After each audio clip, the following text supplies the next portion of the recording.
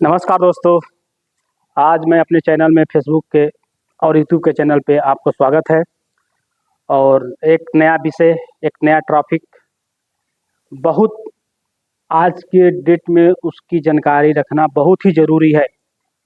ज़रूरी इस प्रकार है, मैं आपको बताना चाहूँगा, संक्षिप्त में बताऊँगा और बहुत सुचारू ढंग से बताऊँगा कि इसके लिए हम क्या करें। आज हम cyber crime, internet video cyber crime, जो मोबाइल में साइबर क्राइम के अपराध बढ़ रहे हैं, घटनाएं बढ़ रही हैं, जो धोखाधड़ी की केसें ज़्यादा बढ़ रही हैं, लोग जागरूक नहीं हैं, इस पे हमें किस प्रकार से रोक लगाना चाहिए, कैसे इस पे हम अपने पासवर्ड को एकदम सुरक्षित रखें, किसी जालसाज से कैसे बचें, इस विषय पे हम थोड़ी सी इसके हम बारे में आपको बताना चाहेंगे। पहले इसके क्या दिक्कत, समस्या क्या है।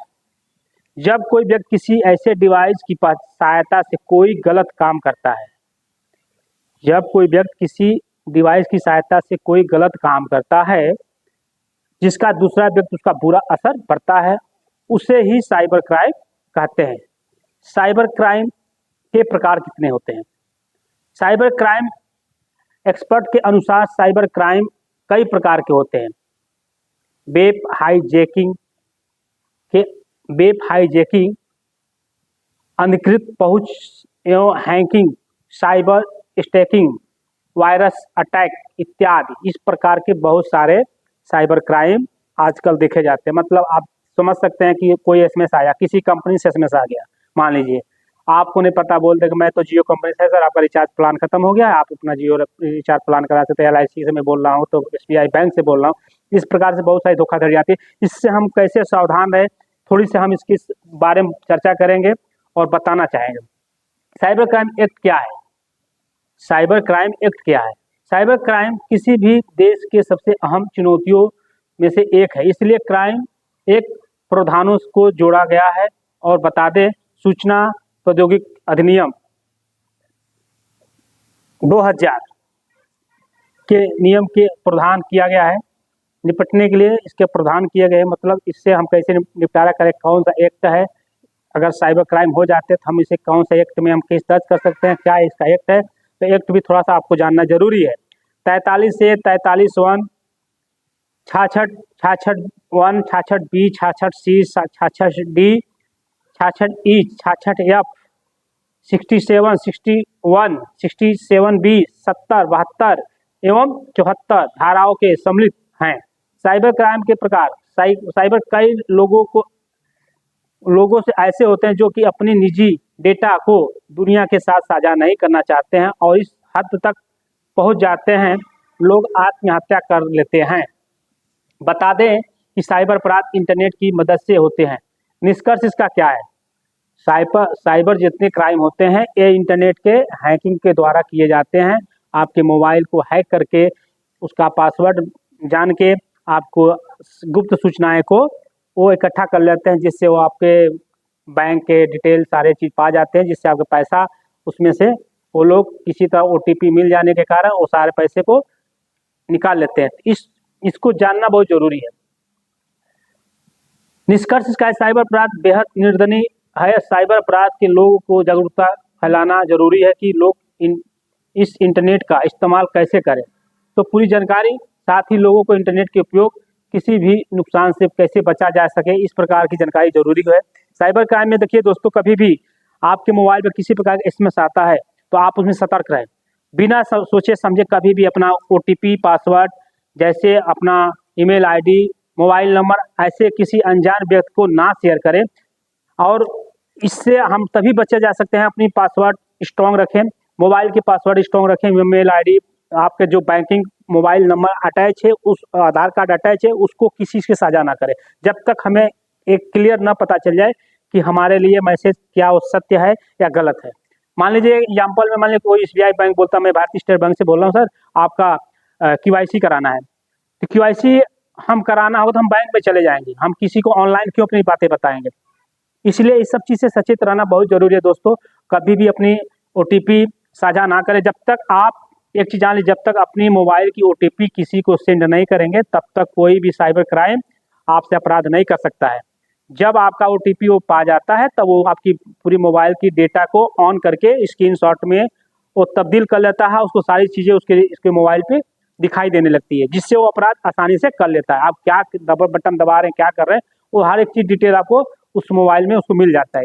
इसीलिए कभी भी मोबाइल में आप पासवर्ड डाल के रखें, उस पासवर्ड को किसी ने ना, पहली बात, जो पासवर्ड आप एसबीआई बैंक के अकाउंट से बनाया गया उस पासवर्ड को अन्य पासवर्डों के साथ ना जोड़ा जाए, जिससे आपको बचाव में अत्यधिक मतलब आसानी हो रहेगी। दूसरी बात, आप कभी भी किसी प्रकार का, देखिए हमारे विभाग में बहुत सारे अपराध बढ़ रहे हैं इस साइबर क्राइम के, बहुत सारे धोखाधड़ी के जालनी के थ्रू, आप उसका कुछ नहीं कर पाएंगे। इसीलिए हम इसका एक ही उपाय है कि हम सतर्क रहें और सावधान रहें।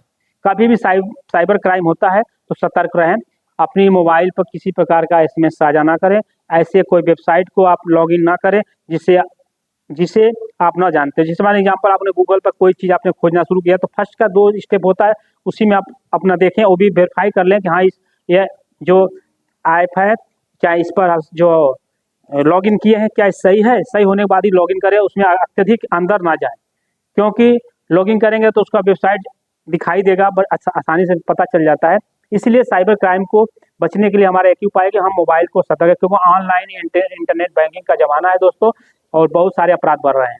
तो इस अपराध को रोकने के लिए आप साइबर क्राइम को अपने मोबाइल को खास ओटीपी बना के, खास पासवर्ड बना के दर्ज करके रखें, जिससे किसी को ना बताएं, ना शेयर करें, ना उसको बताएं। किसी प्रकार का फ़ोन आता है मोबाइल पे, प्लीज़ उसको आप शेयर ना करें और ना बताएं। इसलिए हम आप लोग को बताना चाहते हैं, हम एक सूचनाएं आप लोग को इसलिए अपनी जो जानकारी के अनुसार हम आपको शेयर करते हैं। बहुत सारे गाँव के ऐसे लोग हैं जो बेचारे गरीब हैं और उनके हस्बैंड मान लीजिए कहीं कोई आदमी गार्जियन बाहर कमा रहा है, विदेश कमा रहा है और ड्यूटी कर रहा है, उनको पता नहीं रहता है, एटीएम पे चले जाते हैं, एटीएम से साइबर पीछे खड़ा रहता है, आप ओटीपी डालेंगे, एटीएम से अपना और वही काम तमाम कर देता है। इस प्रकार की भी घटनाएं बहुत ज़्यादा होती है। एटीएम चेंज करके हो जाता है, मोबाइल के नंबर चेंज करके हो जाता है, आधार कार्ड का वेरीफाई करके नंबर को निकाल लेते हैं सब।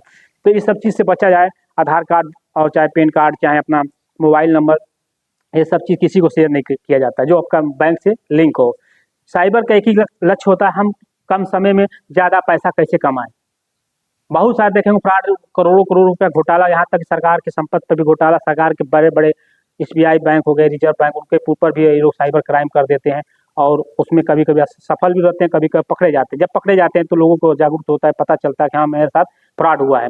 फ्रॉड होने के बाद आपको बहुत सारी कठिनाइयों से गुजरना पड़ता होता था, किस प्रकार का आपने पैसा इकट्ठा किया था, किस काम से लिया था, बहुत सारी दिक्कत आ जाती है। इससे दोस्तों कभी भी मोबाइल में किसी प्रकार का आप मतलब ओटीपी साझा ना करें। कोई किसी प्रकार का ओटीपी आता है तो उसको बिल्कुल ना दें, किसी को ना बताएं जब तक आप संतुष्ट न हो। किसी को किसी प्रकार का आप ओटीपी आप स्वयं अपने लिए दर्ज करें, किसी को ओटीपी शेयर ना करें। जब तक आप ओटीपी शेयर नहीं करेंगे तब तक किसी प्रकार का साइबर क्राइम नहीं होगा। दूसरी बात, कोई अगर किसी कंपनी से आपको फ़ोन करता है कि मैं आपकी पॉलिसी करा दूंगा, इंश्योरेंस करा दूंगा, आपको मोबाइल का केवाईसी भरना है, चाहे बैंक से आपका केवाईसी कराना है, हम बिल्कुल उस पर बात को नहीं, जब तक हम वेरीफाई ना हो जाएं तब तक हम उससे बिल्कुल ना बात करें, यहाँ तक फ़ोन को काट दें। दूसरी बात अपराध भी हो गया है आजकल। साइबर क्या है, ब्लैकमेल करके भी साइबर क्राइम बढ़ रहे हैं। जैसे कि मानो कोई अधनंग पिक्चर दिखा के, चित्र दिखा के आपको क्राइम में अपने संलिप्त कर लेता है, जिससे आपको धोखाधड़ी में आपसे पैसा लूटने का ज़्यादा से ज़्यादा कोशिश करता है कि हम इसको ब्लैक चित्र दिखा के आपको धमका के, आपको मतलब वो आपको ऐसे डिप्रेशन में डाल के आपसे पैसा ऐंठने की कोशिश करता है कि आप अगर मुझे पैसा इतना नहीं देंगे तो हम आपको ये वीडियो को वायरल कर देंगे, आपको घर तक पहुंचा देंगे, आपको विभाग को दे देंगे। तो इस प्रकार से लोग डर के कुछ पैसे डाल देते हैं, जिसके बाद फिर उनका क्या होता है कि धीरे धीरे साइबर वो अपराधी का मन बढ़ता जाता है, फिर बोलता 5,000 डालो, फिर 50,000 डालो, फिर 1 लाख, ऐसे करके आपको पूरा लूट लेता है। तो इस प्रकार से भी कभी भी किसी का वीडियो कॉलिंग आता है, प्लीज़ आप उस वीडियो कॉलिंग को ना टच करें। ये घटना मेरे साथ भी हुआ था एक बार, जब मैं दिल्ली में था, ऐसा घटना हुआ था, चित्र दिखा के, तो हमने उसमें पुलिस में थे तो हमने पुलिस से मदद ली, तो हमारी साइबर को रोका गया। तो हमारे साथ भी इस प्रकार का घटना हो सकती थी। तो इस प्रकार दोस्तों बहुत सारी घटनाएं, आजकल तरह तरह के नियम, नए नए कानून निकाल रहे हैं साइबर वाले। जो चोर होते हैं ये उनकी बुद्धि अपना एक जाल फैला रखे हैं, लैपटॉप ले रखे हैं, उसी में आपको कैसे कैसे ऐंठना है, कैसे नंबर कैसे पाते हैं बता देता हूँ। नंबर आप कहीं भी, आप जैसे आप कहीं रिचार्ज करने गए, किसी बैंक में गए, अपना नंबर मोबाइल नंबर दर्ज किए, वो नंबर उन्होंने फोटोकॉपी किया और आके घर पे कॉल करना शुरू कर देंगे आपको। आपको लगेगा मैं बैंक में तो गया था, बैंक से मैं ये काम था इसलिए, तो वो नंबर वहाँ से इकट्ठा कर लेते हैं। तो इस प्रकार से भी बचने के लिए दोस्तों आप लोग साइबर से दूर रहें और मोबाइल को सतर्क रहें। मोबाइल चलाते हैं तो कम पासवर्ड OTP पासवर्ड को स्ट्रॉन्ग पासवर्ड डाल कर रखें, कोई मेरा पासवर्ड को ना खोपे, दूसरी बार किसी प्रकार का SMS आता है, OTP आता है, बिल्कुल शेयर ना करें। तो ये दोस्तों आज हमने साइबर पे क्राइम क्या होता है हमने बताया। साइबर बहुत गंभीर बीमारी आज की डेट में हो गई है, जो आपको जैसे दीमक खाता है उसे दीमक की तरह एक चाट के खा जाएंगे। इसलिए इससे बचें, सचेत रहें दोस्तों। और मैं आगे आपको इस प्रकार से वीडियो आपको बनाता रहूँगा। अगर मुझसे कोई गलती हो तो क्षमा करें। आगे हम आपको इसी प्रकार से जानकारी देता रहूँगा, आपकी भर्ती से रिलेटिव, अपने बल के सदस्य के रिलेटिव, जैसे आपके प्रशासनिक रिलेटिव, इस प्रकार के तमाम जो भी मेरे अंदर जो भी जानकारी होगी हम आपको शेयर करेंगे। मैं चाहता हूँ कि जागरूक होकर दुनिया मेरे माध्यम से और सचेत रहे। तो दोस्तों यहाँ मैं अपनी बात को ही विराम करता हूँ। नेक्स्ट वीडियो में फिर मिलूंगा और वीडियो नए जो मेरे सब्सक्राइबर जुट रहे हैं